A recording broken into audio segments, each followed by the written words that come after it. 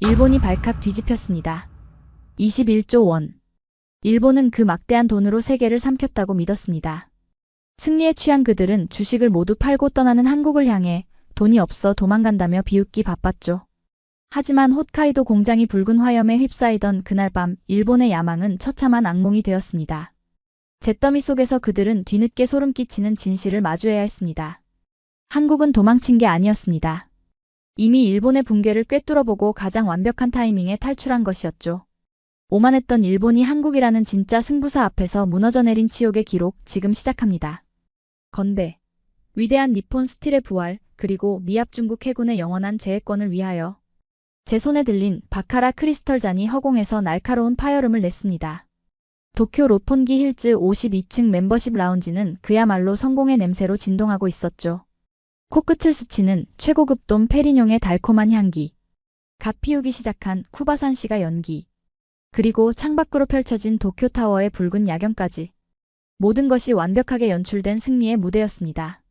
그리고 그 무대의 주인공, 일본 제철의 다나카 전무는 이미 승리감에 취해 얼굴이 붉게 상기되어 있었습니다. 그는 땀이 밴 손으로 제 어깨를 거칠게 감싸 쥐더군요. 벤스 제독. 아니, 총괄 감독관님. 걱정일랑 붙들어 매십시오. US 스틸? 솔직히 말해서 그 낡아빠진 고철 덩어리들. 우리 기술진이 들어가는 순간 전부 최첨단 스마트 팩토리로 변할 겁니다. 그게 바로 기술의 일본, 모노즈쿠리의 저력 아니겠습니까?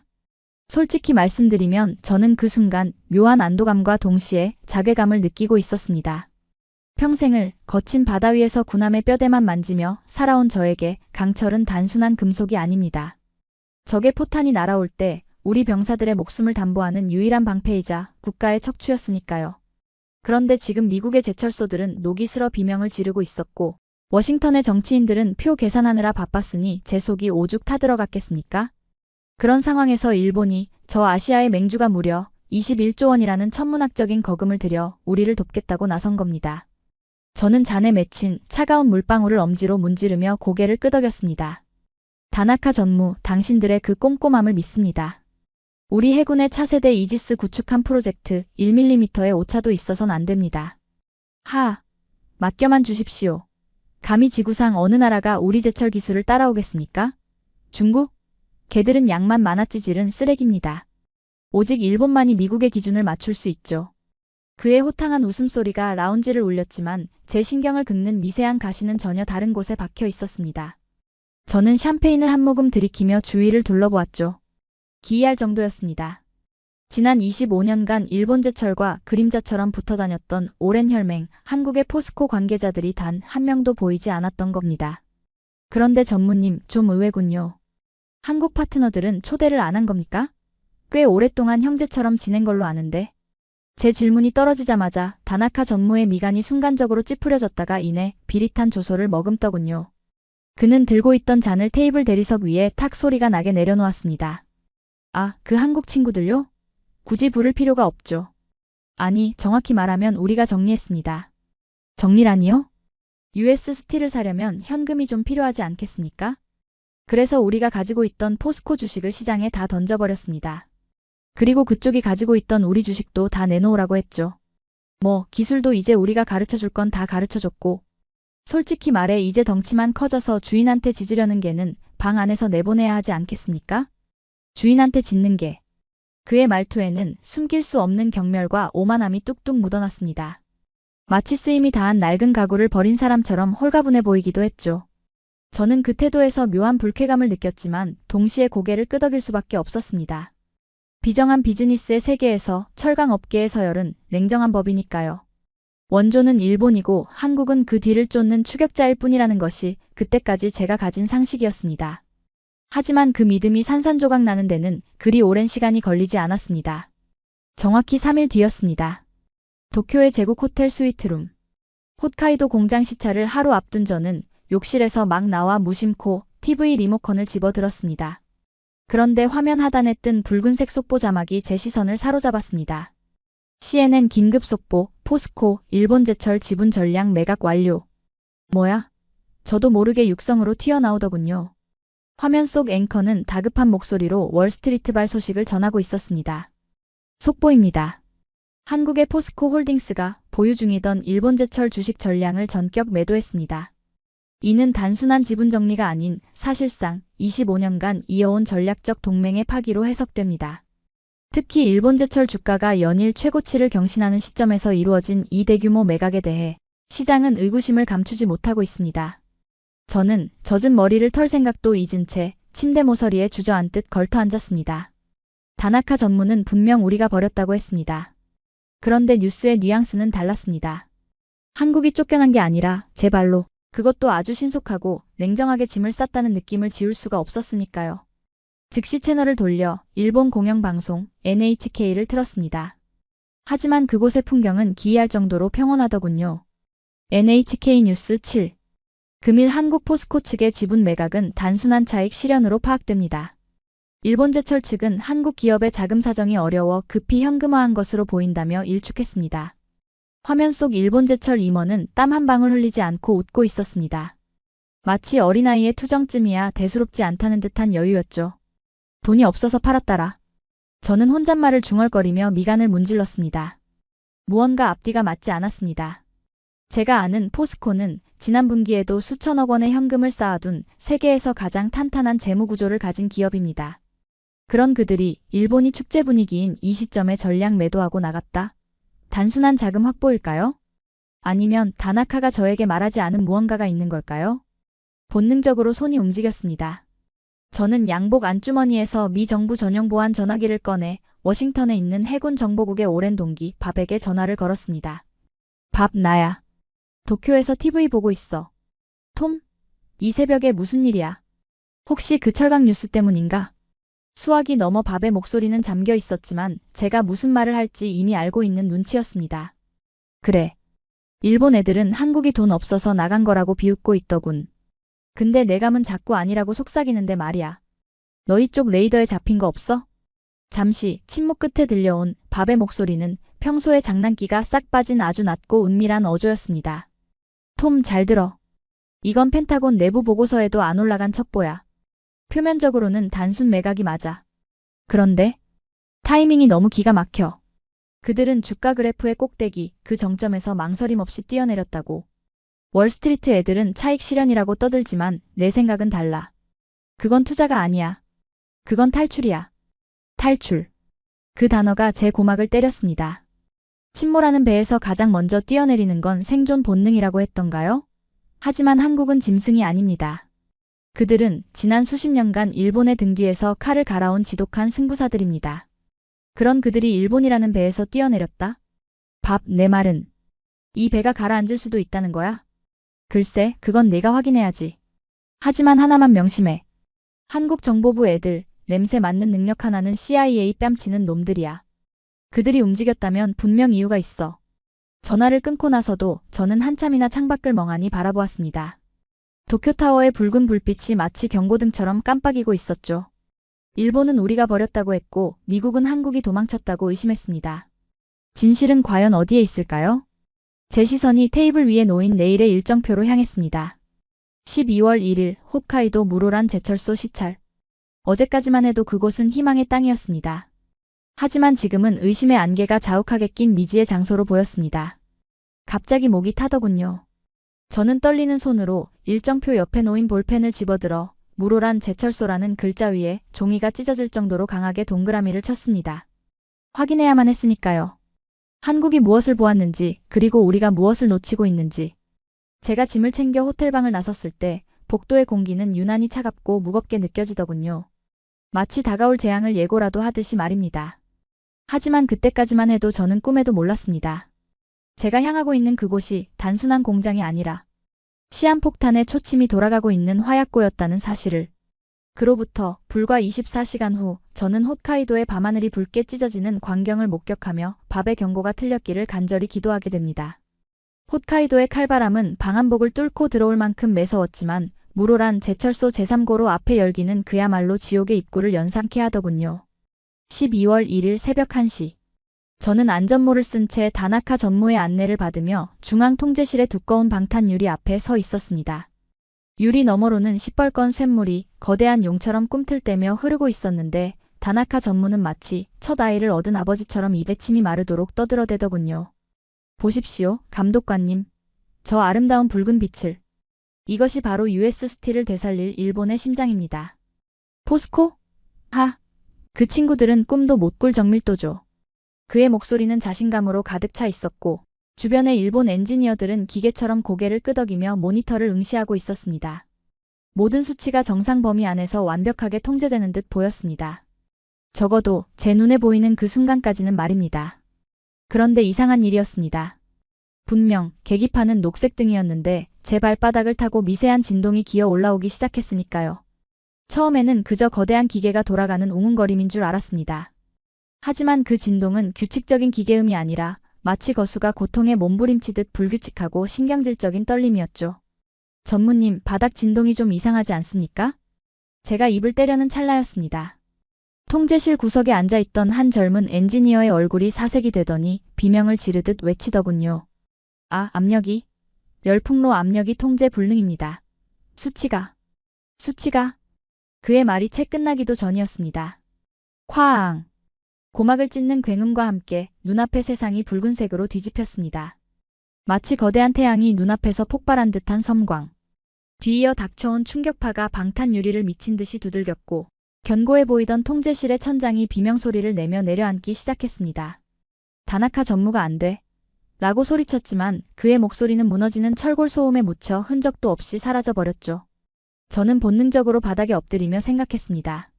이건 단순한 사고가 아니다. 이건 시스템의 붕괴다. 사이렌 소리가 홋카이도의 밤하늘을 찢어놓기 시작했습니다. 매캐한 유황 냄새와 타는 고무 냄새가 비싼 양복깃을 파고들었고 조금 전까지 세계 최고를 외치던 일본 엔지니어들은 공황 상태에 빠져 출구를 찾아 우왕좌왕하고 있더군요. 그들의 자부심이 공포로 바뀌는 건 한순간이었습니다. 겨우 경호원의 부축을 받아 몸을 일으켜 창밖을 내다본 저는 제 눈을 의심할 수밖에 없었습니다. 미 해군에 납품될 특수강판을 생산하던 B라인이 말 그대로 엿가락처럼 휘어 녹아내리고 있었기 때문입니다. 그 붉은 불기둥은 공장의 지붕을 뚫고 솟구쳐 올라 홋카이도의 검은 하늘을 대낮처럼 밝히고 있었습니다. 그것은 마치 제국의 몰락을 알리는 봉화 같았죠. 감독관님, 피하셔야 합니다. 여기 있다간 가스 중독으로 죽습니다.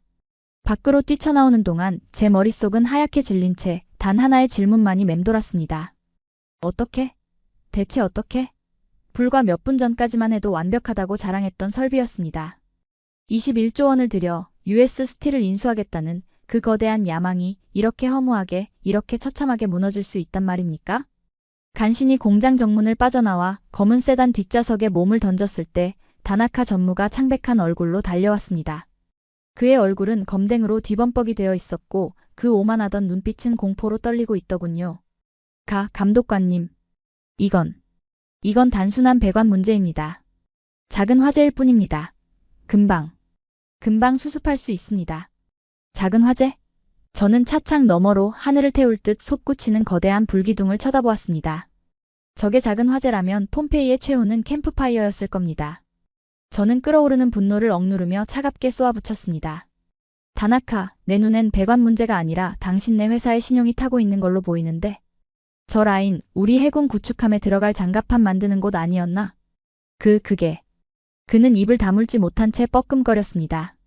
더 이상 들을 가치도 없었죠. 저는 기사에게 출발하라고 손짓했습니다. 차가 현장을 빠져나가는 동안에도 폭발음은 간헐적으로 이어졌고 백미러 속의 제철소는 거대한 화장터처럼 타오르고 있었습니다. 호텔로 돌아오는 차 안, 저는 떨리는 손으로 다시 워싱턴의 밥에게 전화를 걸었습니다. 신호가 가기도 전에 밥이 받더군요. 마치 기다리고 있었다는 듯이 말입니다. 톰, 뉴스 봤어. 홋카이도가 난리가 났던데. 자네 괜찮나? 난 살았어. 하지만 니폰 스틸은 죽은 것 같군. 밥, 내 말이 맞았어. 이건 우연한 사고가 아니야. 설비부터 관리 시스템까지 뼛속까지 썩어 있었어. 저는 거칠게 넥타이를 풀어헤치며 물었습니다. 가장 확인하고 싶은 것이 있었으니까요. 그런데 밥, 아까 했던 말 기억나? 한국이 알고 있었다고 했던 거. 기억하지? 방금 현장에서 봤는데 폭발 직전에 엔지니어가 압력 수치를 언급했어. 센서가 먹통이었다고. 그런데 포스코 애들. 혹시 이 센서 데이터나 설비 노후화 정보 미리 입수할 수 있었을까? 수화기 너머에서 밥의 깊은 한숨 소리가 들려왔습니다. 톰, 안 그래도 지금 그게 미스테리야. 내가 방금 NSA 친구한테 들은 얘긴데 포스코가 주식을 팔기 직전에 일본제철 측에 설비 안전 점검 데이터를 요청했었다는 기록이 있대. 당연히 일본은 기밀이라며 거절했고, 그래서 거절당하자마자 그들은 주식을 팔았어. 즉, 데이터를 못 봐서 판 게 아니라 보여주지 못하는 걸 보니 썩었구나라고 판단한 거야. 그들의 침묵은 무능이 아니라 가장 정확한 진단이었던 거지. 머리를 한 대 얻어맞은 기분이었습니다. 우리는 일본의 화려한 프레젠테이션과 접대 문화에 취해 그들의 썩은 속살을 보지 못했습니다. 하지만 한국은 달랐습니다. 그들은 감정 따위는 섞지 않고 오직 데이터의 공백과 상대의 반응만으로 이 거대한 붕괴를 예측했던 겁니다. 이것은 예지력이 아닙니다. 지독하리만치 냉철한 분석력이었던 것이죠. 젠장. 저도 모르게 욕설이 튀어나왔습니다. 미국의 안보가 걸린 이 중차대한 프로젝트를 우리는 껍데기만 남은 일본에게 맡기고 있었습니다. 그리고 유일하게 진실을 알고 있었던 파트너 한국은 이미 우리 곁을 떠나버렸습니다. 차가 호텔 로비에 도착했을 때 저는 결심했습니다. 이대로 워싱턴의 일본 공장이 터졌으니 대안이 없습니다. 라고 보고할 수는 없었습니다. 그건 제 옷을 벗는 문제가 아니라 미 해군의 전력이 구멍난다는 뜻이었으니까요. 다나카 전무의 변명 따위는 더 이상 필요 없었습니다. 저는 진짜 팩트를 확인해야 했습니다. 일본이 감추고 있는 피해 규모가 정확히 얼마인지, 그리고 한국은 도대체 어디까지 알고 있었는지 말입니다. 저는 호텔방에 들어서자마자 노트북을 열었습니다. 일본제철 내부망은 이미 차단되었겠지만 저에게는 감독관의 권한으로 접근할 수 있는 우회 루트가 있었습니다. 그리고 또 하나, 제 머릿속에는 떠오르는 이름이 있었습니다. 과거 연합훈련 때 만났던 한국 측 연락관, 그리고 지금은 포스코의 전략기획실에 있다는 그 남자. 만약 그들이 정말로 이 사태를 예견했다면 그들의 서랍 속에는 일본이 감춘 진짜 데이터가 들어있을지도 모릅니다. 아니, 어쩌면 그 데이터야말로 지금 제가 쥐어야 할 유일한 동아줄일지도 모른다는 생각이 들더군요. 저는 깊은 숨을 내쉬며 보안 메신저를 켰습니다. 커서는 깜빡이고 있었고 제 손끝은 미세하게 떨리고 있었습니다. 이것은 단순한 문의가 아니었습니다. 자존심 강한 미 해군 제독이 한때 2등이라고 무시했던 한국에게 보내는 절박한 구조 신호의 시작이었으니까요. 엔터키를 누르는 제 검지 끝이 미세하게 떨리더군요. 전송 완료. 화면에 뜬 그 짧은 네 글자가 마치 제 운명을 심판할 판결문처럼 느껴졌습니다. 저는 마른 침을 삼키며 노트북 화면을 뚫어져라 응시했죠. 홋카이도의 호텔방은 절간처럼 고요했지만 제 심장은 방금 보고 온 용광로처럼 굉음을 내며 뛰고 있었으니까요. 창밖에는 여전히 매캐한 연기가 안개처럼 깔려 있었고 제 옷에서는 지옥불의 냄새가 가시지 않은 상태였으니까요. 상대는 박진우. 5년 전 림팩 훈련 당시 한국 해군 측 군수지원 연락관이었던 남자입니다. 깐깐하기로 소문난 제 기준조차 혀를 내두를 만큼 빈틈없는 일. 처리를 보여줬던 그는 전역 후 포스코 전략기획실의 핵심 인사가 되어 있었죠. 한때 저는 그를 유능하지만 융통성 없는 친구라고 평가했었는데 지금 그 융통성 없는 친구가 벼랑 끝에 몰린 저를 구해줄 유일한 동아줄이 될 줄이야 누가 알았겠습니까? 과연 답이 올까? 이미 해군 제독이 새벽 2시에 사적인 라인으로 정보를 구걸한다. 비웃지는 않으면 다행이겠지. 온갖 자조 섞인 생각이 머릿속을 휘저을 때였습니다. 띠링. 경쾌한 알림음과 함께 검은 화면 위로 화상 연결 요청이 떴습니다. 저는 허둥지둥 넥타이를 고쳐매고 엉망이 된 머리를 손으로 빗어 넘긴 뒤 수락 버튼을 눌렀습니다.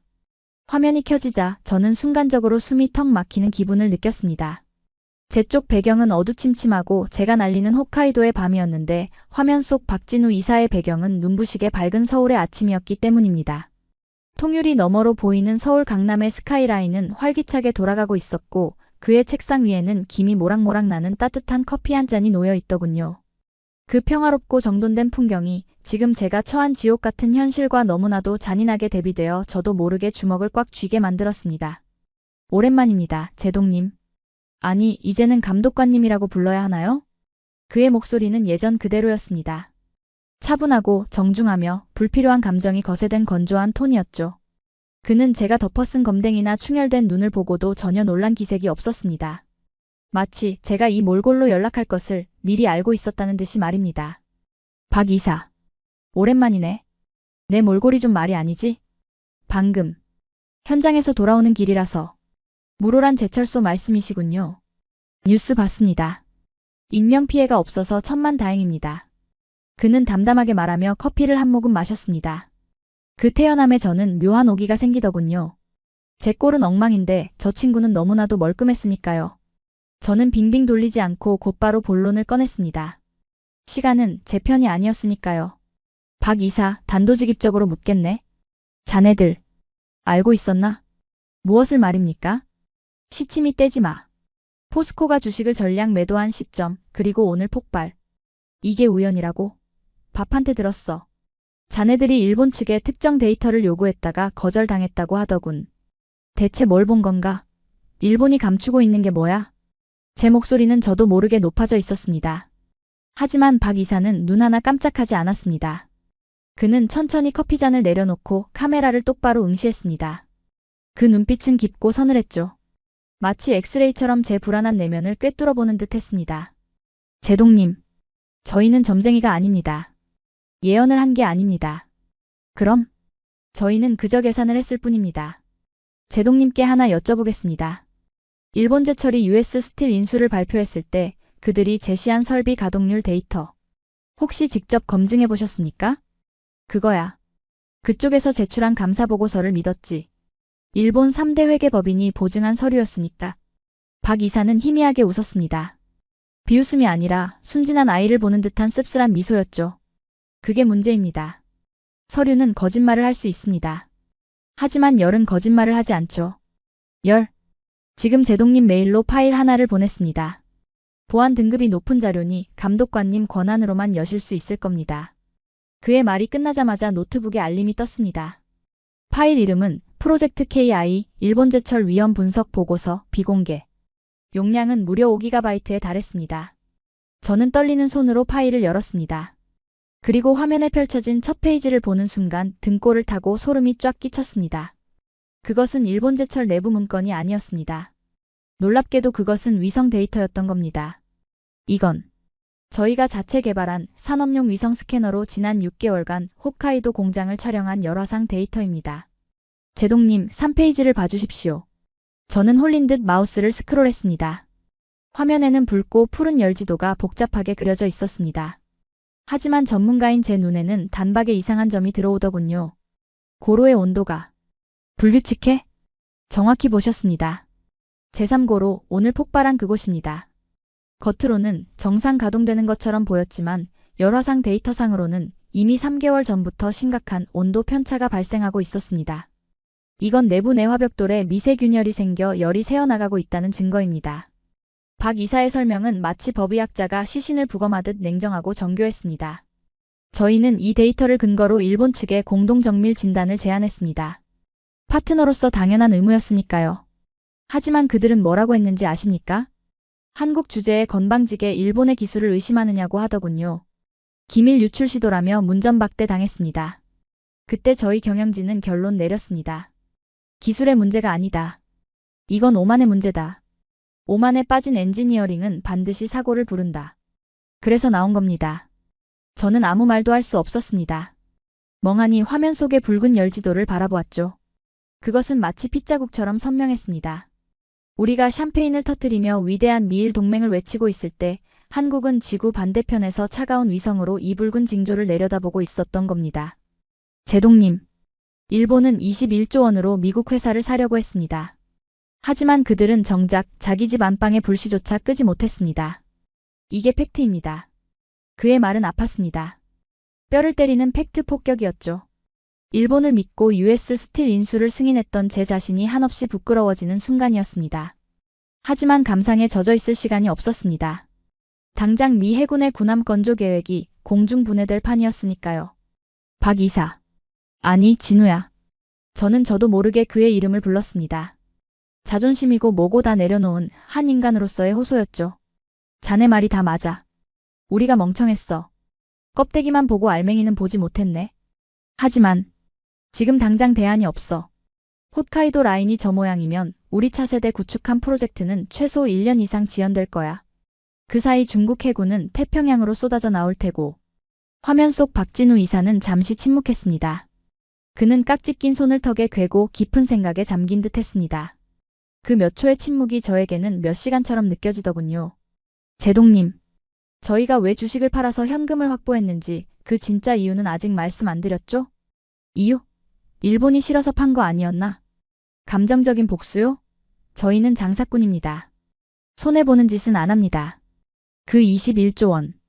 아니, 저희가 확보한 수천억 원의 현금. 그거 어디에 썼을 것 같습니까? 그가 키보드를 두드리자 화면 속 데이터가 바뀌었습니다. 이번에는 홋카이도가 아니었습니다. 화면 가득 펼쳐진 곳은 대한민국의 동해안, 포항과 광양의 제철소 전경이었습니다. 하지만 제가 알던 예전의 그 굴뚝 연기 자욱한 공장이 아니었습니다. 은빛 파이프라인이 혈관처럼 얽혀있고 거대한 돔 형태의 구조물들이 늘어선 마치 SF 영화에나 나올 법한 미래 도시 같은 풍경이었죠. 수소환원 제철 실증 플랜트. 그리고 AI 기반 무인 제어 시스템. 저희는 일본에서 뺀 돈으로 일본이 주저하던 미래를 지었습니다. 박 이사의 목소리에 처음으로 힘이 실리더군요. 일본 라인이 멈췄다고요? 걱정 마십시오. 저희 광양사고로는 지금 이 순간에도 가동 중입니다. 그리고 그는 잠시 뜸을 들이더니 결정적인 한마디를 던졌습니다. 미 해군이 요구하는 밀스펙 기준. 저희는 이미 3년 전에 초과 달성해뒀습니다. 인증서 지금 보내드리죠. 띠링. 또 한 번의 알림음. 두 번째 파일이 도착했습니다. 미 해군 인증, 즉시 공급 가능. 저는 헛웃음을 흘리고 말았습니다. 이건 예비책 정도가 아니었습니다. 한국은 아예 우리가 일본과 계약하기 전부터 언젠가 이런 날이 올 줄 알고 완벽한 대체제를 준비해두고 있었던 겁니다. 그것도 일본 돈을 빼서 말이죠. 박 이사. 자네들은 도대체. 오십시오, 서울로. 박 이사가 정중하게 그러나 단호하게 말했습니다. 백문이 불여일견이라 했습니다. 모니터로 보시는 건 한계가 있습니다. 제동님이 직접 눈으로 확인하십시오. 우리가 일본과 어떻게 다른지. 그리고 진짜 강철이 무엇인지 말입니다. 화면이 꺼졌습니다.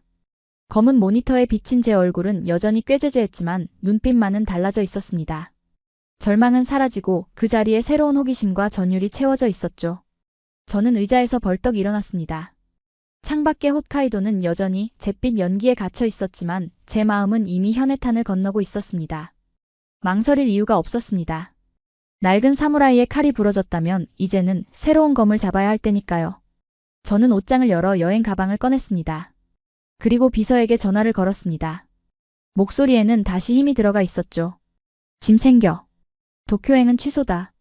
우린 지금 당장 한국으로 간다. 김포공항에서 헬기로 45분. 제동님, 조금만 참으십시오. 타겟 포인트가 시야에 들어옵니다. 헤드셋 너머로 들려오는 조종사의 건조한 목소리에 저는 무거운 눈꺼풀을 들어 올렸습니다. 헬기 창밖으로 내려다 보이는 풍경은 불과 몇 시간 전 제가 서 있던 홋카이도의 설원과는 정반대의 채도를 띠고 있더군요. 잿빛 연기에 갇힌 하늘 대신 눈이 시릴 만큼 청명한 코발트 블루의 겨울 하늘이 펼쳐져 있었고 그 아래로 검푸른 동의 바다가 거칠게 일렁이며 하얀 포마를 만들어내고 있었으니까요. 그리고 그 해안선의 곡선을 따라 마치 거대한 요새처럼 웅크리고 있는 포항제철소의 위용이 드러나기 시작했습니다. 하늘에서 내려다본 그곳은 공장이라기보다는 하나의 거대한 반도체 회로 기판처럼 정교해 보였죠. 솔직히 말씀드리면 그때까지만 해도 제 마음 한구석에는 여전히 의심이라는 끈적한 찌꺼기가 눌어붙어 있었습니다. 노트북으로 본 데이터는 완벽했지만 저는 평생 현장의 쇳가루를 마시며 살아온 사람입니다. 21조 원을 쏟아부은 일본도 실패했는데 고작 50년 남짓한 역사를 가진 한국 기업이 완벽한 대안을 가지고 있다. 글쎄요. 어쩌면 그저 화려한 CG로 만든 프레젠테이션용 쇼일지도 모른다는 의구심을 지울 수가 없었죠. 헬기가 착륙장에 내려앉자 로터의 굉음 사이로 박진우 이사가 걸어 나오는 게 보였습니다. 그는 여전히 주름 하나 없는 말끔한 정장 차림이었는데 제가 헬기에서 내리자마자 깍듯하게 고개를 숙이며 악수를 청하더군요. 먼 길 오시느라 고생하셨습니다. 감독관님. 시간 낭비 없이 바로 이동하시죠. 보여드릴 게 많습니다. 그의 안내를 받아 검은 세단에 올라탔습니다. 차는 공장 내부 도로를 미끄러지듯 달리기 시작했는데 창밖 풍경이 제 예상을 완전히 그리고 아주 보기 좋게 빗나가고 있었습니다. 제가 기억하는 제철소란 귀를 찢는 소음과 매캐한 석탄가루 그리고 기름 범벅이 된 노동자들이 고함을 지르는 거친 현장이었으니까요. 그런데 이곳은 기이할 정도로 고요했습니다. 도로에는 먼지 한 톨 없었고 파이프라인들은 마치 혈관처럼 질서정연하게 뻗어 있었으며 지나가는 사람조차 거의 보이지 않았습니다. 들리는 것이라고는 오직 미세한 전기모터 돌아가는 소리뿐이라 저도 모르게 넥타이를 느슨하게 풀며 물었죠. 박 이사, 공장 가동 중인 거 맞나? 왜 이렇게 조용해? 노동자들은 다 어디 갔고? 노동자요? 박 이사가 룸미러로 저를 보며 되물었습니다. 그의 입가에 묘한 미소가 걸려 있더군요. 제동님, 용광로 앞에서 땀을 흘린다는 건 옛말입니다. 저희는 땀 대신 데이터를 흘립니다. 도착했습니다. 이곳이 저희의 두뇌 스마트 데이터 센터입니다. 차가 멈춘 곳은 검은 연기를 뿜는 굴뚝 앞이 아니었습니다. 마치 실리콘밸리의 IT 기업 본사처럼 생긴 매끈한 통유리 건물 앞이었죠. 보안 게이트를 통과해 상황실 안으로 들어서는 순간 저는 제 눈을 의심할 수밖에 없었습니다. 포스코 인텔리전트 시스템에 오신 것을 환영합니다. 벽면 전체를 가득 채운 가로 50m의 초대형 스크린. 그 위로 수만 개의 그래프와 숫자들이 폭포수처럼 쏟아져 내리고 있었습니다. 마치 나사의 관제센터나 펜타곤의 작전실을 방불케 하는 압도적인 광경이었습니다. 수십 명의 엔지니어들이 모니터 앞에 앉아 있었지만 그 누구도 소리치거나 뛰어다니지 않았습니다. 그저 조용히 키보드를 두드리는 소리만이 마치 빗소리처럼 공간을 채우고 있었을 뿐입니다. 이게 다 뭔가? 제동님, 눈앞에 보이는 저 3D 모델링이 바로 지금 가동 중인 제3고로의 디지털 트윈입니다. 박 이사가 레이저 포인터로 스크린을 가리켰습니다.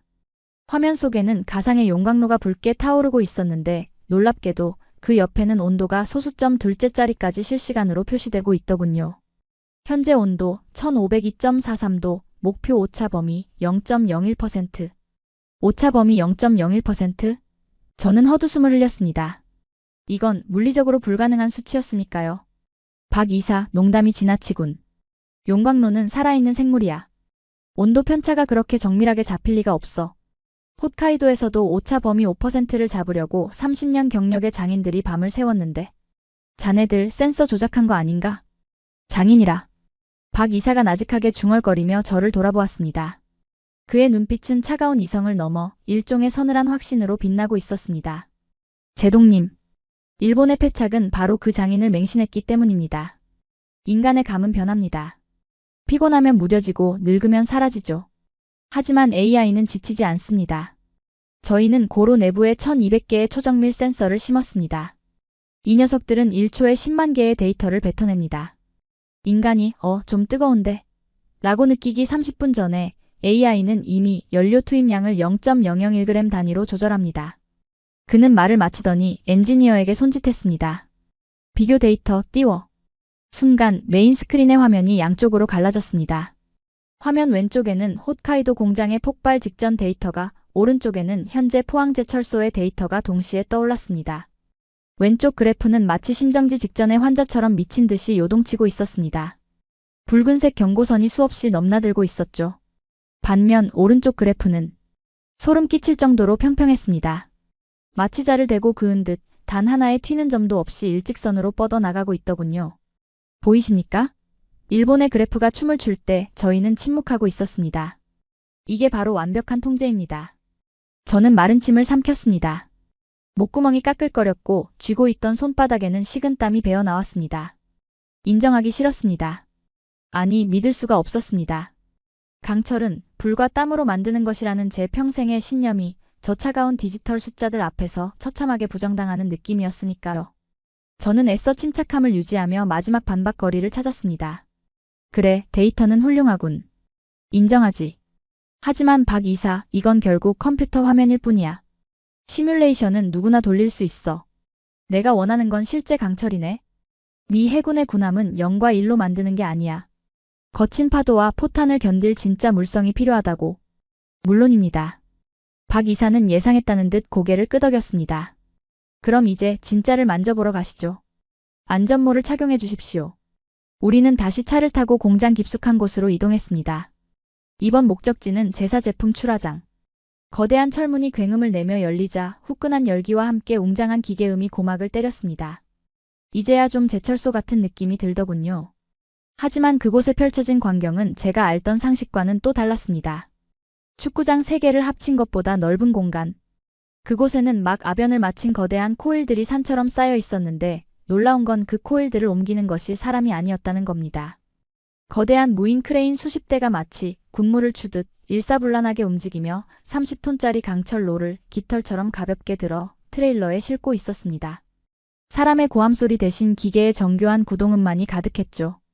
박 이사가 한쪽 구석에 놓인 은색 특수 컨테이너로 저를 안내했습니다. 컨테이너 위에는 1급 기밀 미 해군 성능 시험용 샘플이라는 라벨이 붙어 있었습니다. 제동님께서 그토록 찾으시는 차세대 이지스함용 특수 고장력 강판입니다. 직접 만져보십시오. 저는 떨리는 손을 뻗어 차가운 강철 표면을 쓰다듬었습니다. 매끄러웠습니다. 마치 갓 깎아낸 얼음처럼 부드러웠지만 그 안에서 느껴지는 밀도는 다이아몬드처럼 단단했습니다. 일본 제철의 강판에서 느껴지던 미세한 기포나 표면의 굴곡 따위는 현미경으로도 찾아볼 수 없을 것 같더군요. 손끝에서 전해지는 이 완벽한 평활도는 이것이 단순한 금속이 아니라 하나의 예술품임을 증명하고 있었습니다. 이 강판, 인장 강도가 얼마나 되나? 1.5기가파스칼입니다. 뭐? 1.5? 저도 모르게 소리쳤습니다. 1.5기가파스칼이면 손톱만 한 크기로 1톤 트럭을 들어 올릴 수 있는 강도입니다. 일본이 자랑하던 최신 제품이 1.2기가파스칼이었고 그것조차 수율이 60%밖에 안 돼서 납기를 맞추네 만회하며 쩔쩔매고 있었는데 수율은? 솔직히 말하게 불량률은 얼마나 되나? 제 질문에 박 이사는 잠시 뜸을 들이더군요. 저는 속으로 쾌재를 불렀습니다. 그럼 그렇지. 강도는 높여도 불량률은 못 잡았겠지. 여기서 약점이 드러나는구나. 하지만 그의 입에서 나온 대답은 제 마지막 자존심마저 산산이 부숴버렸습니다. 99.8%입니다. 뭐라고? 1000개를 만들면 2개가 불량입니다. 그나마 그 2개도 AI 비전 카메라가 출하 전에 잡아내서 0.1초 만에 폐기합니다. 즉, 제동님이 받아보실 제품 중 불량품은 제로입니다. 저는 할 말을 잃었습니다. 다리가 풀려 비틀거릴 뻔한 것을 컨테이너를 잡고 억지로 버텼습니다.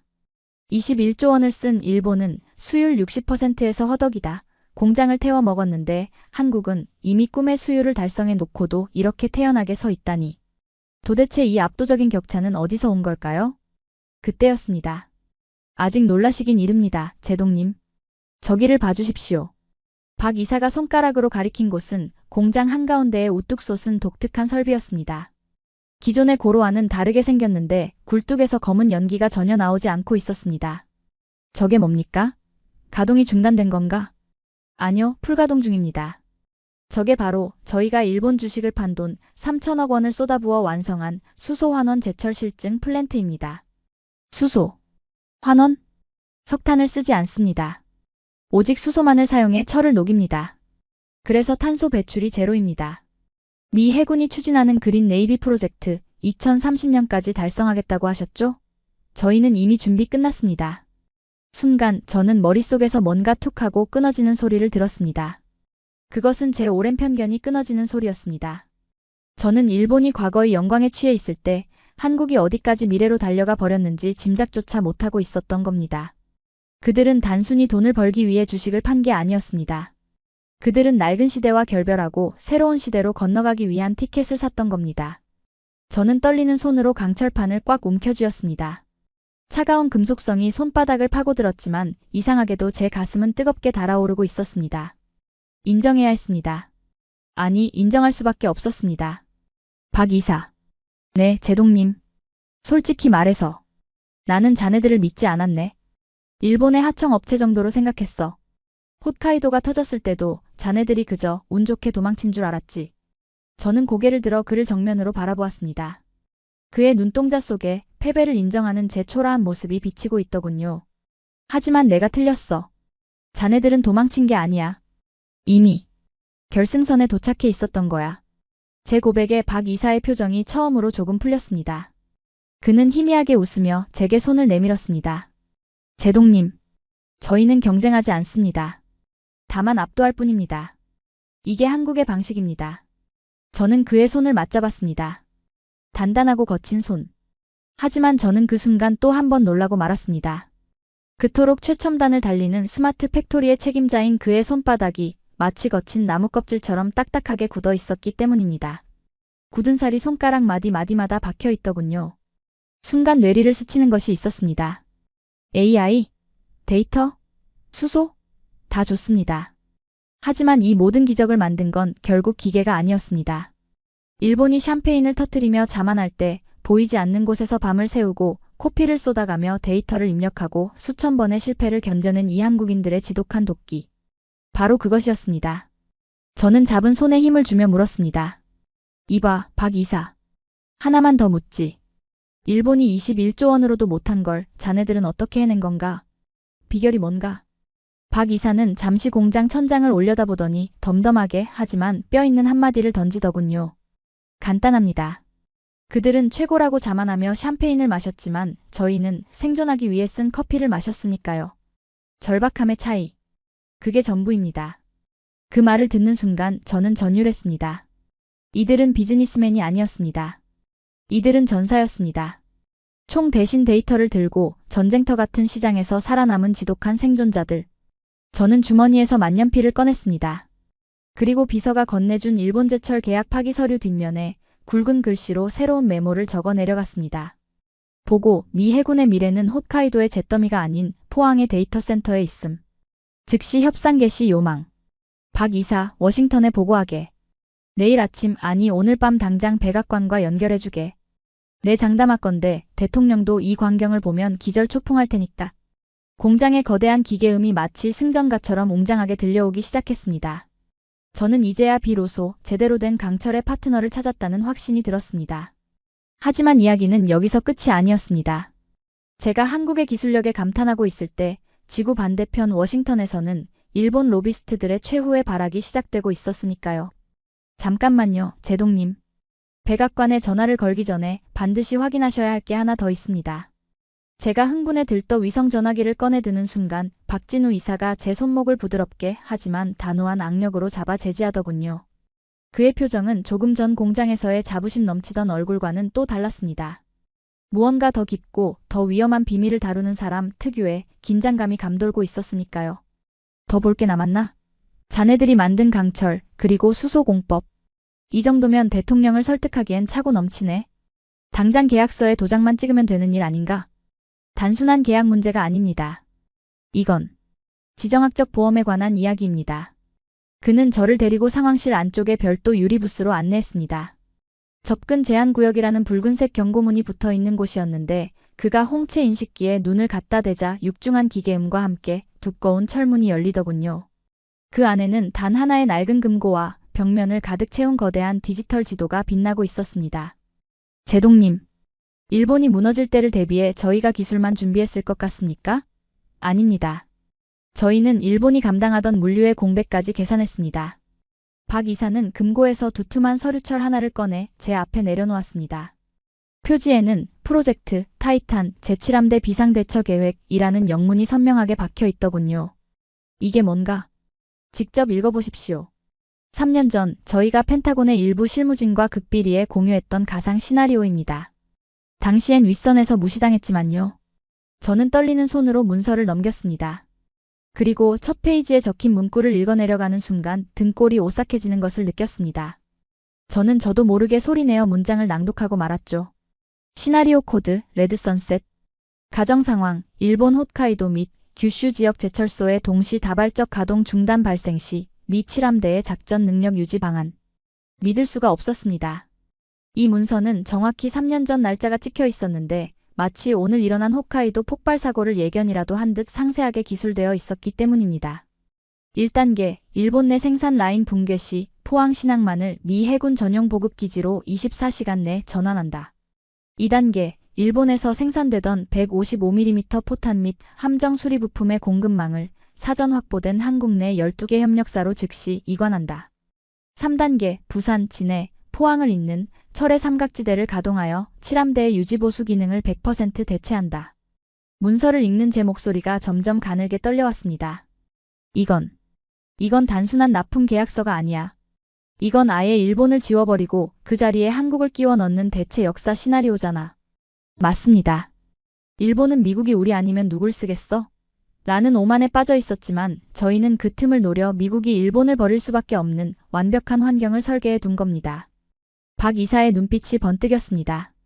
제동님, 지금 일본 홋카이도 공장이 터지면서 당장 칠함대 구축함 2척의 수리가 중단될 위기죠. 저희 포항 신항만 도크는 지금 비어 있습니다. 일본에서 배를 끌고 오십시오. 수리부터 부품 교체까지 일본보다 30% 더 빠르게, 20% 더 싸게, 그리고 불량률 제로로 끝내드리겠습니다. 저는 그제야 깨달았습니다. 이들이 일본 주식을 팔고 나온 건 단순히 폭발을 피하기 위해서가 아니었습니다.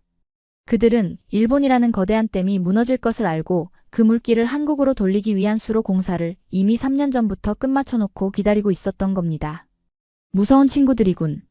저는 혀를 내두르며 고개를 저었습니다. 하지만 그건 공포가 아니라 든든한 아군을 얻었다는 전율에 가까웠죠. 좋아. 이 문서까지 포함해서 보고하겠네. 박 이사, 자네들은 오늘부로 미 해군의 구세주가 될 거야.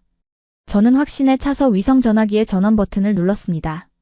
액정에 보안회선, 백악관 집무실이라는 문구가 떴고 신호음이 가기 시작했습니다. 제 머릿속에는 이미 대통령에게 어떻게 이 극적인 반전을 설명할지, 어떤 미사역으로 한국을 칭찬할지 시나리오가 그려지고 있었죠. 하지만 그 신호음이 끊기고 수화기 너머에서 들려온 목소리는 제가 예상했던 환대가 아니었습니다.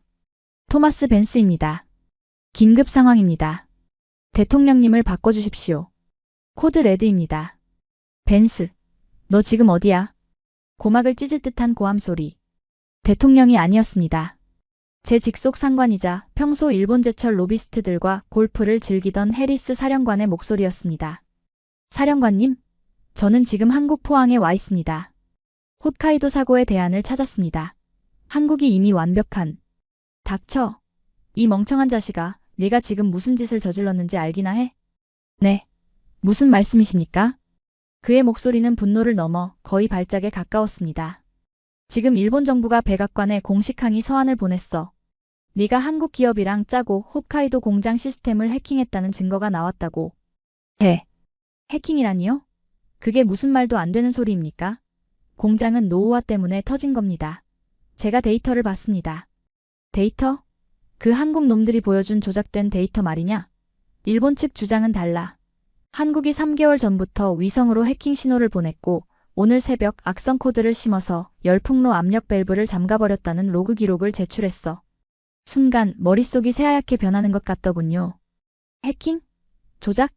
조금 전 박 이사가 보여준 그 위성 열화상 데이터를 일본 놈들은 역으로 해킹의 증거라고 날조해서 공격하고 있는 게 아니겠습니까? 놈들은 자신들의 실수를 덮기 위해 한국과 저를 테러리스트로 몰아가고 있었던 겁니다. 사령관님, 진정하십시오. 그건 함정입니다. 일본이 거짓말을 하는 겁니다. 제가 지금 여기서 직접 눈으로 확인한. 시끄러워. 더 이상 내 말은 듣지 않겠다. 지금 즉시 귀국해. 헌병대가 공항에서 대기 중이다. 너는 직무정지야. 그리고 당장 그 한국인들 곁에서 떨어져. 그놈들은 우리 동맹을 파괴하려는 산업 스파이라고. 뚝. 통화가 끊겼습니다. 아니, 정확히 말하면 제 위성 전화기의 접속 권한이 강제로 차단되었습니다. 액정에는 접근 거부됨이라는 붉은 글씨만 깜빡거리고 있었죠. 손이 부들부들 떨리더군요. 워싱턴의 로비스트들이 이렇게 빨리 움직일 줄은 몰랐습니다. 그들은 21조 원을 날린 책임을 지지 않기 위해 차라리 판을 엎어버리는 쪽을 택한 겁니다. 한국이 질투심에 눈이 멀어 일본 공장을 폭파했다는 프레임. 그럴듯한 거짓말은 진실보다 더 빨리 퍼지는 법이니까요. 제동님, 무슨 일입니까? 박 이사가 심상치 않은 제 표정을 보고 다가왔습니다. 저는 멍하니 그를 바라보았습니다. 조금 전까지만 해도 미 해군의 구세주였던 이 남자가 지금 워싱턴의 서류상으로는 테러리스트가 되어 있었습니다. 그리고 저는 그 테러리스트와 내통한 반역자가 되어버렸고요. 박 이사. 큰일 났네. 제 목소리는 갈라져서 거의 들리지 않을 지경이었습니다. 놈들이. 일본 놈들이 선수를 쳤어. 자네들이 해킹으로 공장을 폭파했다고. 내가 공범이라고. 박 이사의 눈썹이 꿈틀했습니다. 하지만 그는 당황하지 않더군요. 오히려 그 상황을 예상했다는 듯 입가에 차가운 미소를 띠는 게 아니겠습니까? 해킹이라. 역시 놈들답군요. 기술로 안 되니까 정치로 풀겠다는 거겠죠. 지금 웃을 때가 아니야. 내 직위가 해제됐어. 당장 귀국하면 군사 재판에 회부될 거야. 미 정부는 자네들을 적으로 간주할 거고. 저는 절망감에 머리를 감싸 쥐었습니다. 여기 완벽한 강철이 있고 완벽한 지도가 있는데 썩어빠진 정치 논리 때문에 이 모든 진실이 묻힐 위기였습니다. 제가 할 수 있는 건 아무것도 없었습니다. 고립무원. 적진 한가운데 떨어진 병사의 심정이 딱 이렇겠군요. 그때였습니다. 상황실의 메인 스크린에 붉은색 경고창이 뜨기 시작했습니다. 경고, 외부 접속 시도 감지. 발신지, 미 사이버 사령부. 이런 사령관 놈들이 진짜로 공격을 시작했군. 박 이사가 혀를 차며 콘솔 앞으로 다가갔습니다. 제동님, 선택하십시오. 선택이라니? 지금 놈들은 제동님의 위치를 추적해서 이 데이터 센터의 서버를 원격 포맷하려고 시도 중입니다. 증거를 인멸하려는 거죠. 저희가 방어벽을 올리면 막을 순 있지만 그러면 제동님은 진짜로 미국 정부와 전면전을 벌이게 되는 겁니다. 그는 저를 똑바로 쳐다보았습니다. 돌아가서 얌전히 재판을 받으시겠습니까? 아니면 저희와 함께 이 미친 누명을 벗기시겠습니까? 저는 침을 꿀꺽 삼켰습니다. 돌아가면 불명예 전역, 남으면 반역자. 하지만 제 눈앞에는 여전히 1.5기가파스칼의 강철과 일본의 몰락을 예견한 타이탄 문서가 놓여 있었습니다. 강철은 거짓말을 하지 않습니다. 거짓말을 하는 건 워싱턴의 저 썩은 입들 뿐이죠. 저는 떨리는 손으로 전화기를 주머니에 집어넣었습니다. 그리고 박 이사의 옆으로 걸어가 섰습니다. 막아. 네. 방어벽 올리라고. 내 군번줄을 걸고 명령하지. 놈들이 이 데이터를 단 1바이트라도 건드리게 두지 마. 이건 내 조국을 살릴 유일한 진실이야. 제 말에 박 이사가 씩 웃으며 엔터키를 눌렀습니다. 시스템 알림 방어체계 아이언돔이 가동되었습니다. 상황실 전체에 붉은 비상등이 켜졌습니다. 이제 돌이킬 수 없는 강을 건넜습니다. 저는 일본과 미국의 썩은 카르텔을 상대로 한국이라는 이 작은 요새 안에서 고독한 전쟁을 선포한 것입니다. 아이언돔 가동. 전원 전투 배치. 박진우 이사의 짧고 건조한 명령이 떨어지자마자 상황실의 공기는 순식간에 진공 상태처럼 무겁게 내려앉더군요. 천장의 백색 조명이 붉은색 비상등으로 바뀌면서 조금 전까지 평화로웠던 데이터 센터는 마치 적의 어뢰 공격을 받은 잠수함 내부처럼 긴박하게 돌아가기 시작했습니다. 경고, 디도스 공격, 패킷 과부하, 무차별 대입 공격 시도 중. 스크린을 가득 메운 붉은 경고창들이 미친 듯이 깜빡거리며 비명을 질러댔습니다. 미 사이버 사령부. 세계에서 가장 강력한 해킹 부대이자 제가 30년간 몸담았던 조국의 창끝이 이제 제목을 겨누고 들어오고 있었던 겁니다. 그들은 자비가 없었습니다. 1초에 수십억 번의 접속 요청을 날려 서버를 마비시키고 그 틈을 타 데이터를 삭제하는 와이핑 공격을 감행하고 있었으니까요. 제동님, 물러서십시오. 여기서부터는 전쟁입니다. 박 이사가 저를 뒤로 밀치며 메인 콘솔 앞에 섰습니다. 저는 등 뒤로 흐르는 식은땀을 느끼며 벽에 기대설 수밖에 없었죠. 솔직히 말씀드리면 다리가 후들거려 서 있을 힘조차 없었기 때문입니다. 워싱턴의 그 늙은 여우들이 저 하나를 매장하기 위해 국가 전력을 동원할 줄은 상상도 못했거든요. 그런데 말입니다. 그 절망적인 상황 속에서 제 눈을 사로잡은 건 화려한 스크린이 아니라 그 아래 앉아있는 사람들이었습니다. 이곳에 있는 엔지니어들은 기껏해야 20대 후반에서 30대 초반으로 보이는 앳된 얼굴들이었습니다. 뿔테 안경에 헐렁한 후드티, 책상 위에 널브러진 에너지 드링크 캔들. 영락없이 도서관에서 밤새우는 평범한 공대생 같은 모습이었죠. 하지만 그들의 눈빛만은 마치 참호 속의 웅크린 저격수처럼 서늘하게 빛나고 있더군요. 좌연 방화벽 3번 포트 피격. 트래픽 우회합니다. 악성 코드 패턴 분석 완료. 백신 업데이트하고 역추적 코드 심어. 서버 사오기 과열. 쿨링 시스템 수동으로 돌려. 절대 끄지 마. 그들은 고함치지 않았습니다. 그저 서로의 모니터를 곁눈질하며 짧고 간결한 용어들을 주고받을 뿐이었는데 그 손가락의 움직임이 어찌나 빠른지 키보드 두드리는 소리가 마치 폭우가 쏟아지는 소리처럼 들릴 지경이었습니다. 저는 그 광경을 보며 기이한 전율을 느꼈습니다. 미국의 사이버 부대는 최첨단 AI로 무장한 엘리트 군단입니다. 반면 이들은 민간 기업의 직원일 뿐입니다. 그런데 이 다윗들이 골리앗의 무차별 폭격을 맨몸으로 막아내고 있는 게 아니겠습니까? 박 이사. 버틸 수 있겠나? 저들은 미군이야. 예산도 장비도 자네들과는 차원이 달라.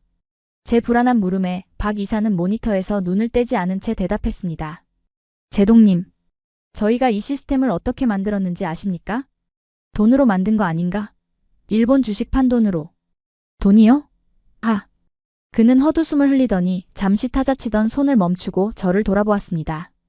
붉은 조명 아래 드러난 그의 얼굴에는 설명할 수 없는 깊은 피로와 자부심이 뒤섞여 있더군요. 돈으로 장비는 살 수 있습니다.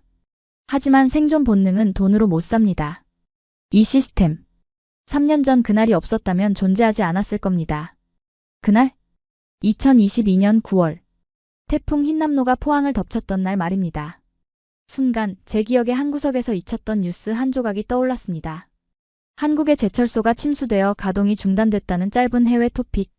당시 월스트리트는 포스코는 끝났다. 복구에 5년은 걸릴 것이다. 라며 조롱했었고 저 역시 그저 운 나쁜 친구들이라고 혀를 찼던 기억이 났으니까요. 박 이사가 말을 이었습니다. 그때 여의도 면적의 3배가 넘는 공장이 통째로 흙탕물에 잠겼습니다. 지하 40m 깊이의 전력실까지 물이 꽉 찼죠. 전기는 끊겼고 수천억짜리 설비들은 진흙 범벅이 됐습니다. 해외 전문가들은 하나같이 새로 짓는 게 빠르다. 이 공장은 사망했다며 고개를 저었죠. 그의 목소리가 조금씩 떨리기 시작했습니다. 하지만 저희는 포기할 수 없었습니다.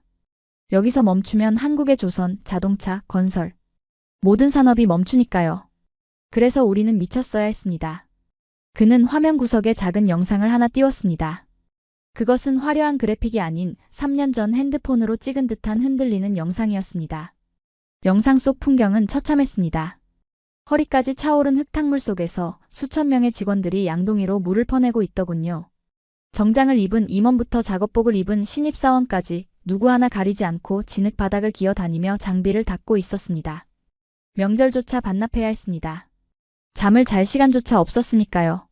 밥 먹을 시간도 아까워서 주먹밥을 입에 물고 젖은 작업복이 마를 새도 없이 135일 동안 진흙과 싸웠습니다.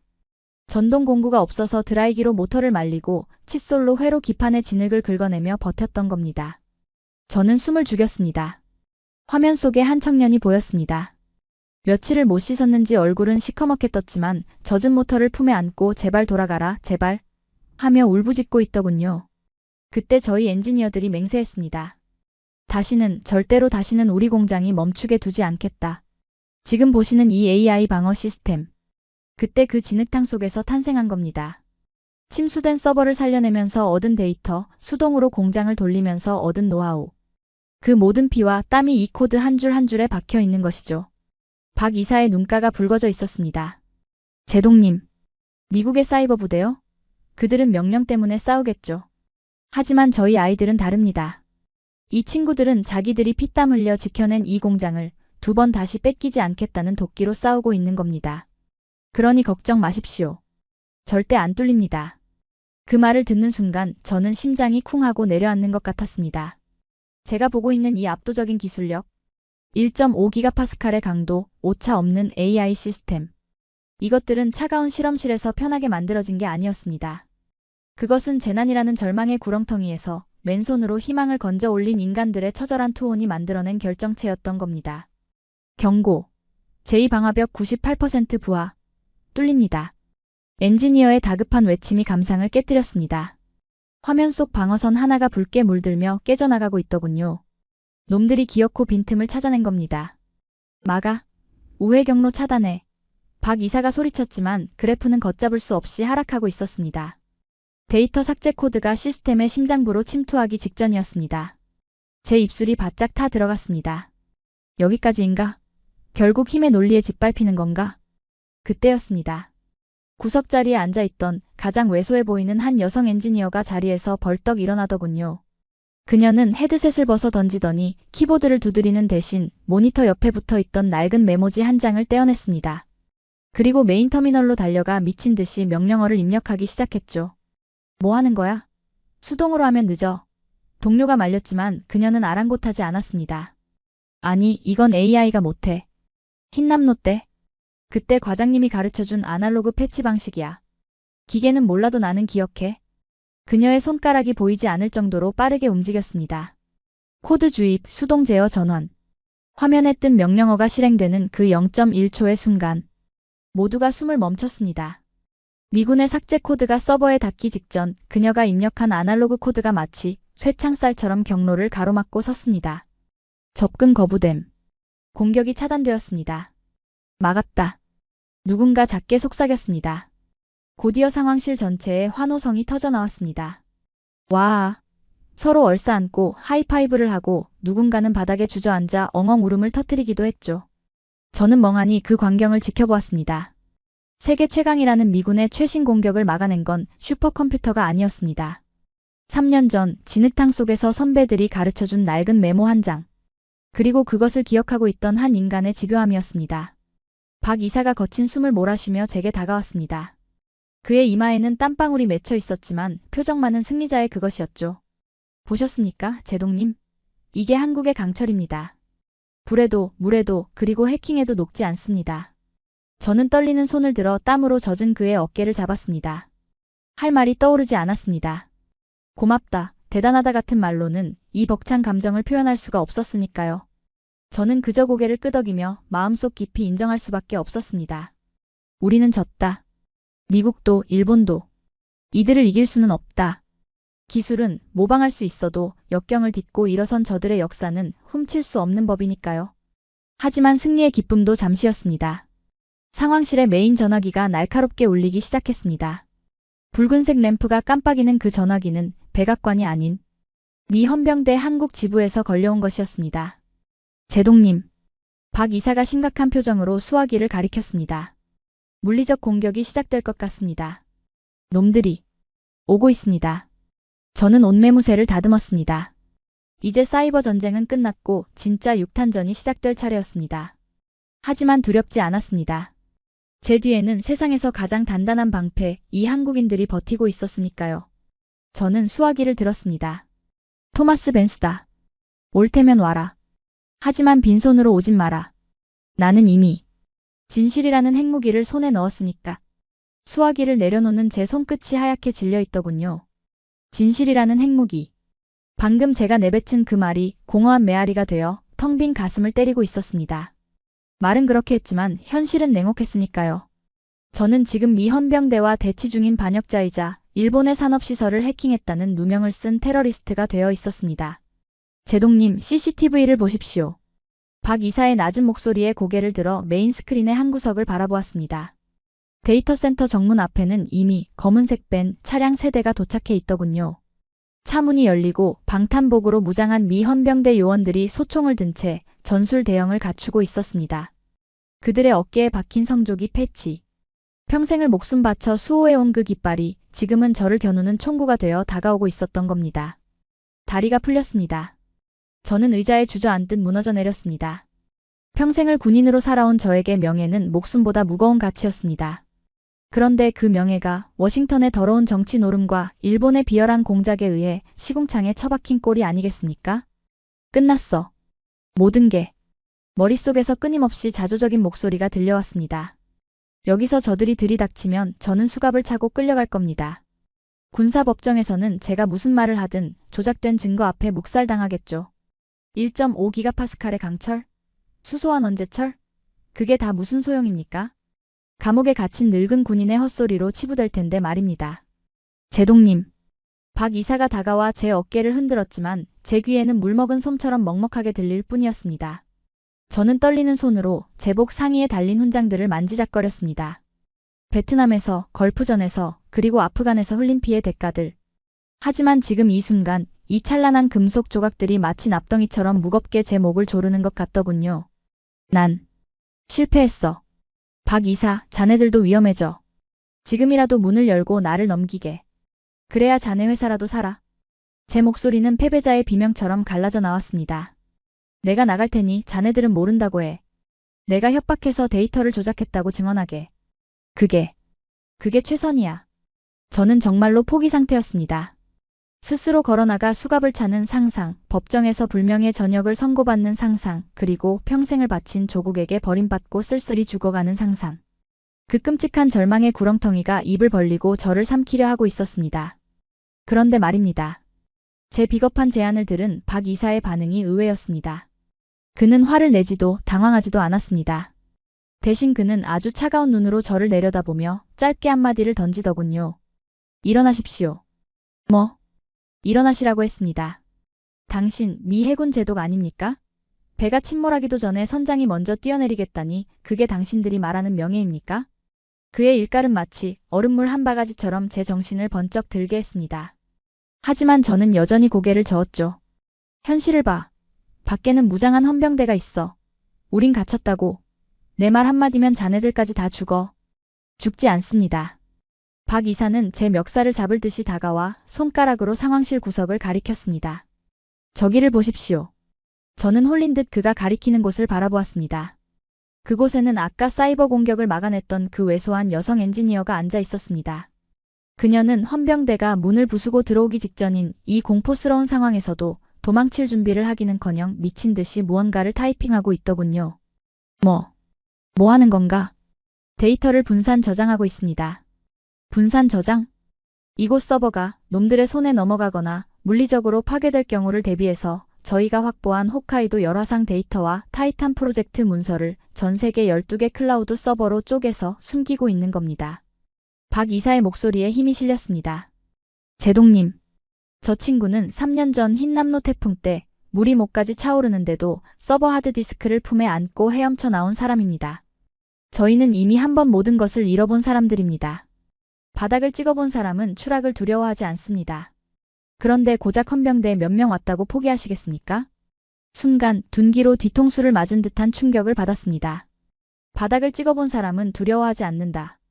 저들은 이미 잿더미가 된 공장을 맨손으로 살려낸 좀비들이었습니다.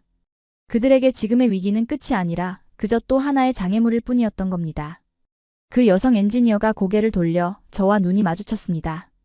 그녀는 겁에 질린 표정이 아니었습니다. 입술을 꽉 깨물고 뿔테 안경 너머로 저에게 무언의 신호를 보내고 있더군요. 우린 준비됐어요. 당신은요? 그 눈빛을 보는 순간 제 가슴속 깊은 곳에서 꺼져가던 불씨 하나가 파지직하고 되살아나는 것을 느꼈습니다. 부끄러웠습니다. 명색이 제독이라는 작자가 민간인 아가씨보다 못한 담력을 가지고 있었다니. 제복의 무게를 견디지 못하고 도망치려 했다니. 저는 천천히 자리에서 일어났습니다. 무릎 관절이 삐걱거렸지만 더 이상 다리는 떨리지 않았습니다. 저는 떨리는 손으로 제복 상의에 구겨진 주름을 펴고 삐뚤어진 넥타이를 고쳐 맸습니다. 그리고 박 이사를 정면으로 바라보았죠. 박 이사. 자네 말이 맞네.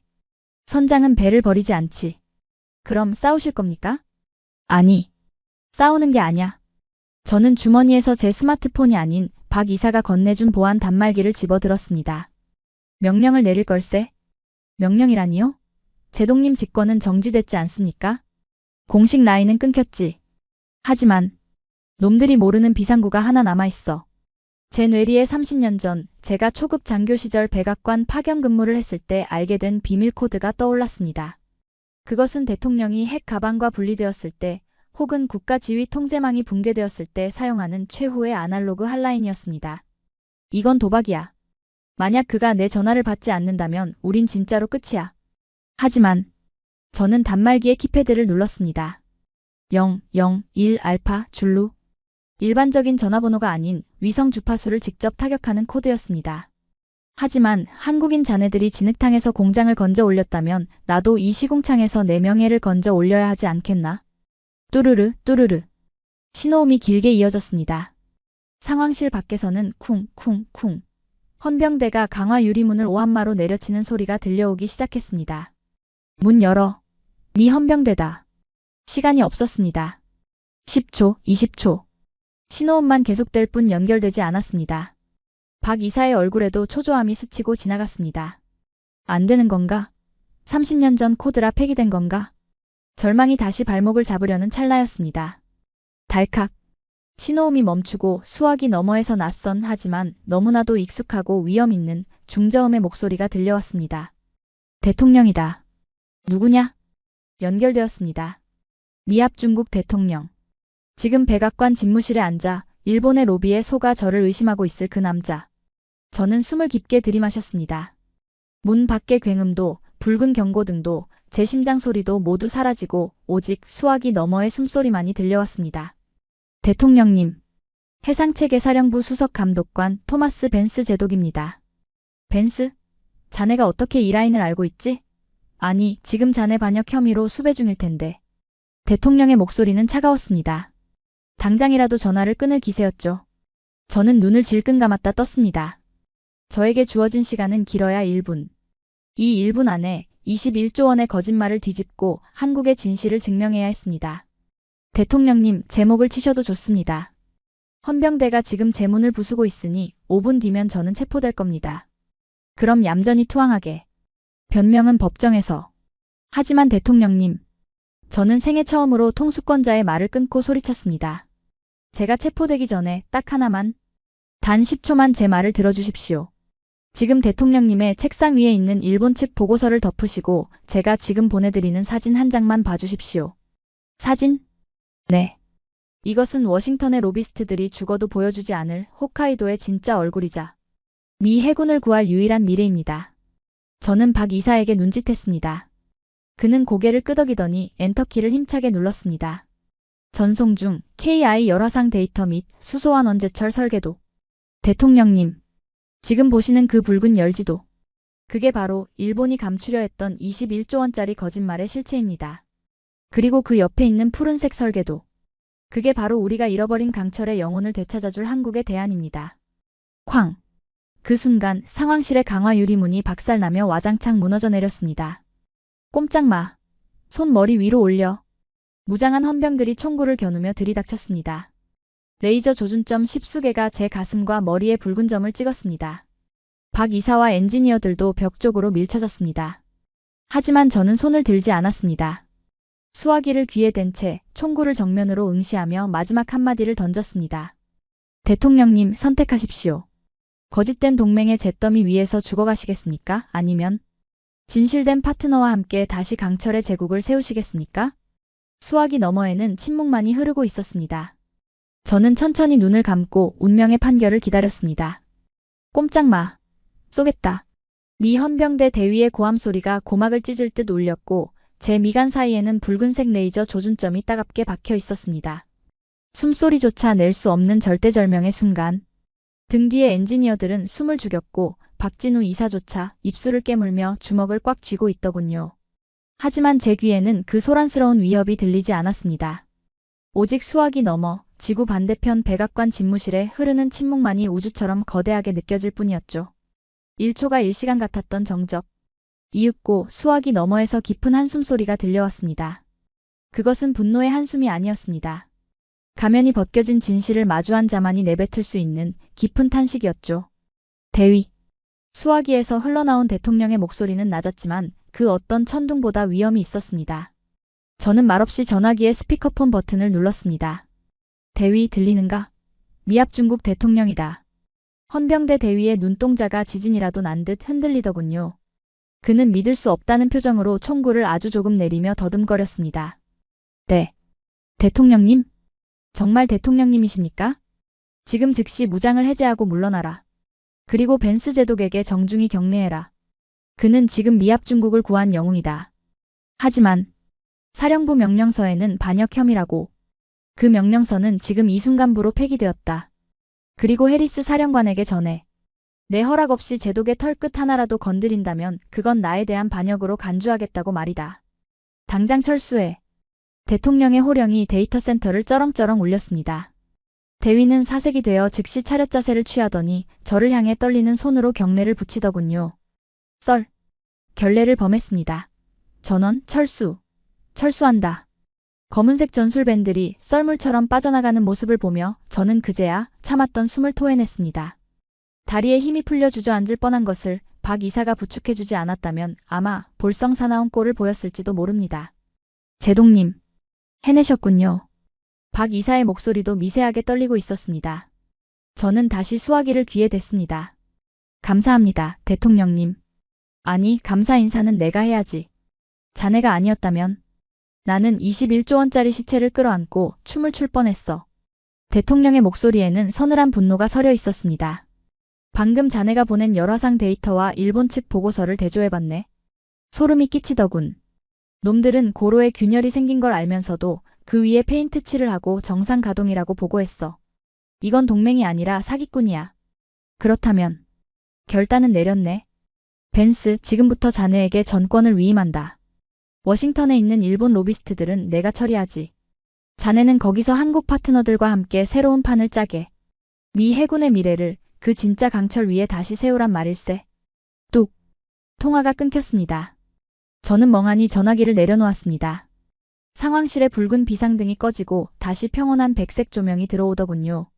엔지니어들이 환호성을 지르며 서로 얼싸안는 소리가 들려왔지만 제 귀에는 그 소리가 마치 천국에서 들려오는 합창처럼 아득하게만 느껴졌습니다. 그리고 정확히 3시간 뒤, 지구 반대편 워싱턴에서는 전 세계를 경악하게 만든 피해 숙청이 시작되었습니다. CNN은 정규 방송을 중단하고 긴급 속보를 타전했습니다. 화면에는 백악관 대변인이 굳은 표정으로 성명서를 낭독하고 있었죠. 미 정부는 일본 제철의 US 스틸 인수 승인을 전격 철회합니다. 또한 홋카이도 사고 은폐 및 안보 데이터 조작 혐의와 관련하여 미 법무부는 일본 제철 경영진과 관련 로비스트들에 대한 즉각적인 수사에 착수했습니다. 그 뉴스를 보는 순간 저는 다나카 전무의 얼굴을 떠올렸습니다. 아마 지금쯤 그는 도쿄의 본사에서 사직서를 쓰고 있거나 아니면 검찰청으로 끌려가고 있겠죠. 주인을 무는 개를 쫓아냈다고 자랑하던 그 오만한 입은 이제 변호사를 부르느라 바쁠 겁니다. 하지만 진짜 사이다는 뉴스 화면 밖에서 터졌습니다. 제 노트북으로 한 통의 화상 전화가 걸려왔기 때문입니다. 발신자는 다름 아닌 제 직속 상관 해리스 사령관이었습니다. 불과 몇 시간 전 저에게 닥쳐 라고 고함치던 그 남자였죠. 화면 속 그의 모습은 처량하기 그지없었습니다. 넥타이는 삐뚤어져 있었고 식은땀으로 번들거리는 이마를 손수건으로 연신 닦아내고 있더군요. 벤스. 아니, 벤스 제독. 내 말 들리나? 오해가 있었던 것 같군. 나는 그저 일본 측 정보가 확실한 줄 알고. 사령관님. 저는 차갑게 그의 말을 잘랐습니다. 오해가 아닙니다.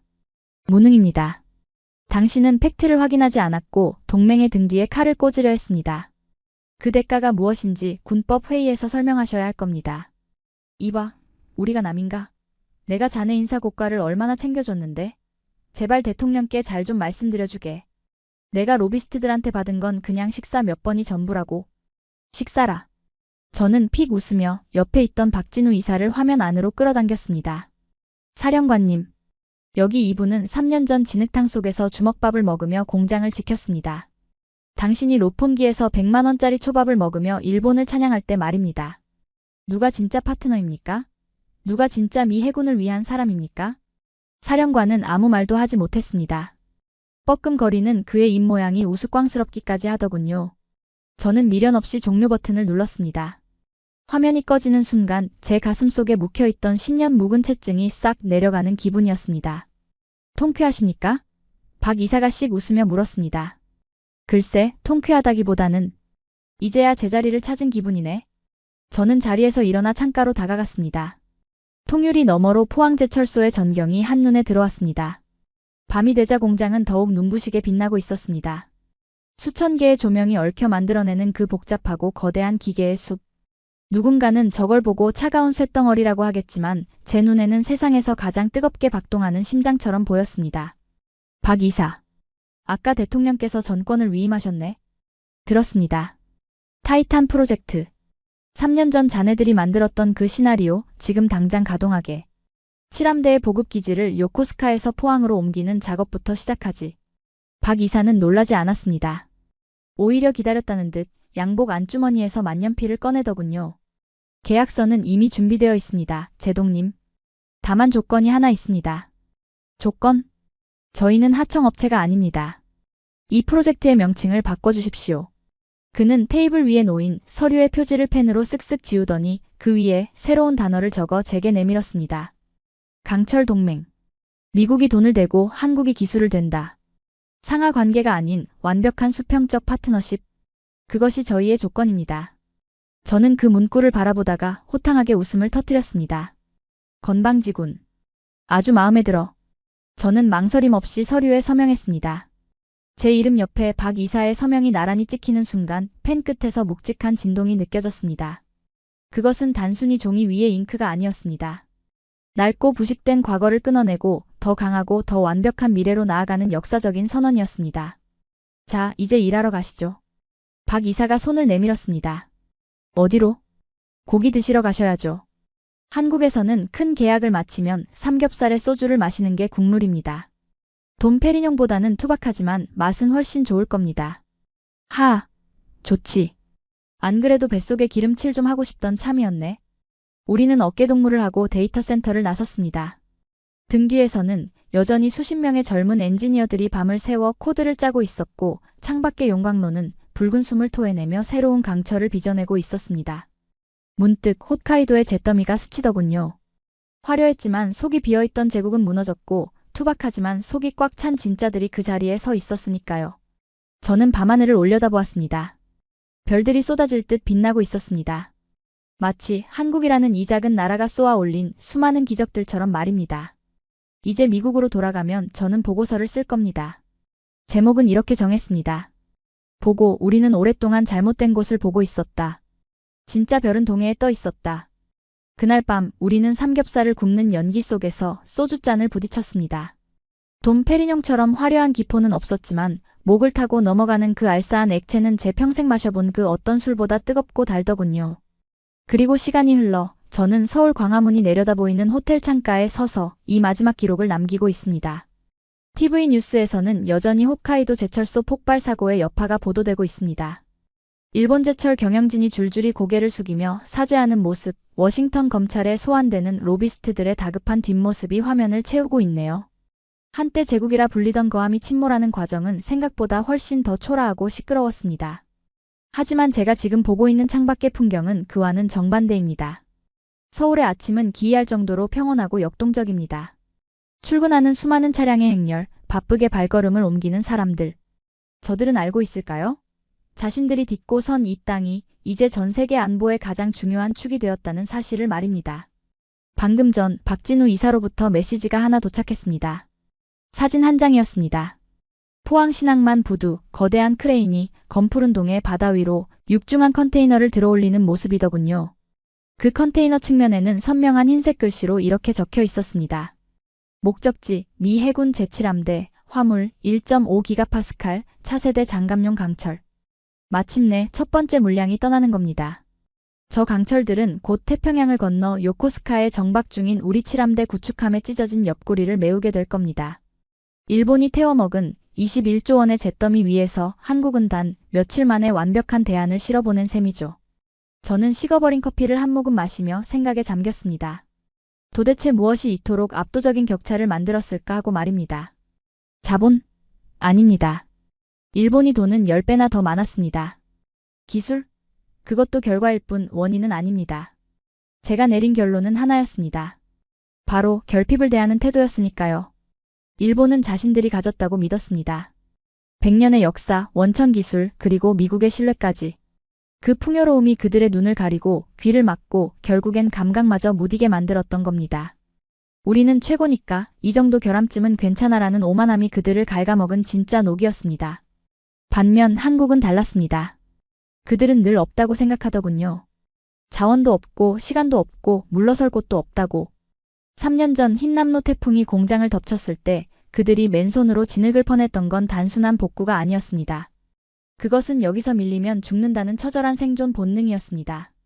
그 결핍과 절박함이 불가능해 보이던 1.5기가파스칼의 강도와 99.8%의 수율을 만들어낸 진짜 용광로였던 겁니다. 저는 이제 알겠습니다. 진정한 강철은 최신식 설비에서 나오는 것이 아닙니다. 시련이라는 망치에 수만 번 두들겨 맞고 절망이라는 물에 수천 번 담금질된 사람들의 심장에서 나온다는 것을요. 제 책상 위에는 이제 2장의 비행기 티켓이 놓여 있습니다. 하나는 워싱턴으로 돌아가는 티켓, 그리고 다른 하나는 제 아들에게 보내는 서울행 티켓입니다. 해군 사관생도인 아들에게 저는 편지 한 통을 남겼습니다. 아들아, 만약 네가 진짜 바다를 배우고 싶다면, 그리고 진짜 강함을 배우고 싶다면 태평양이 아니라 이곳 동해로 오거라. 여기 잿더미 속에서도 기어코 꽃을 피워내는 기적의 나라가 있다. 이제 저는 떠납니다. 하지만 불안하지 않습니다. 미 해군의 등 뒤에는 이제 껍데기뿐인 사무라이가 아니라 세상에서 가장 단단하고 뜨거운 강철의 파트너가 버티고 서 있으니까요.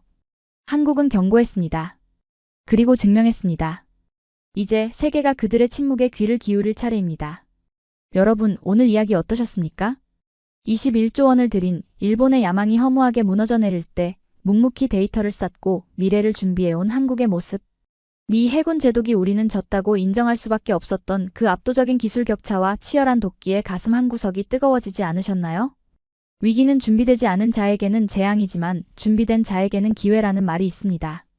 오늘의 이야기가 단순한 국뽕을 넘어 우리 대한민국이 가진 저력과 우리가 나아가야 할 방향을 다시 한번 확인하는 계기가 되었기를 바랍니다. 지금 이 순간에도 보이지 않는 곳에서 땀 흘리며 대한민국의 진짜 강철을 만들고 계신 모든 분들께 경의를 표합니다. 오늘 영상이 유익하셨다면 구독과 좋아요, 그리고 여러분의 자랑스러운 의견을 댓글로 남겨주세요. 저는 다음에도 가슴 뛰는 대한민국 이야기로 찾아오겠습니다.